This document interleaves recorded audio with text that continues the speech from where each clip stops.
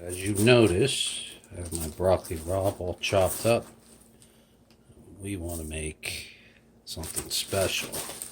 So we want the smaller pieces, we don't want the giant pieces. We're doing a broccoli rabe and egg. What? Somebody's never done that before.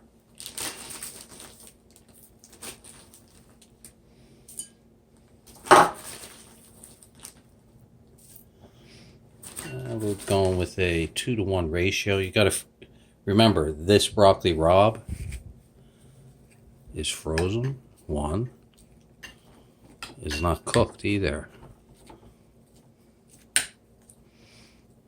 Now we do not want scrambled eggs, but we do want to break the yolks.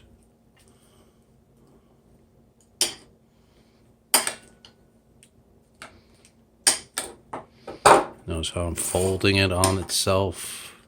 That was a big chunk there.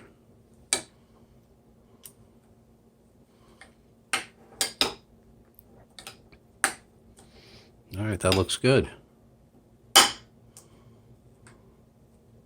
Got some of the runny yolk in there. All right, now what we want to do is this is going to go onto the stove. So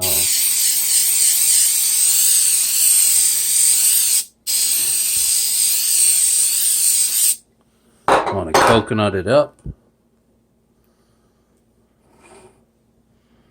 I want to pour it gently. It's like slime. Now you can only do this in these Corel high rim bowls. Now normally you could take and place it like this, but I believe there's too much in there, and we're about to find out. Yep, too much. So that's what that extra bowl was there for. I'm now going to put it onto the stove on a very low flame. Oops, wrong one. And when I'd wait about 2-3 minutes and then shut it off, and then I'm going to turn it on and off a couple times. But when I touch the side like this, and I can leave it there for longer than a second, I know that's hot enough. And this is the dome. This is going to seal the heat in, so the top part cooks while the bottom part cooks. So this is how I make my, what? That's going on my burger.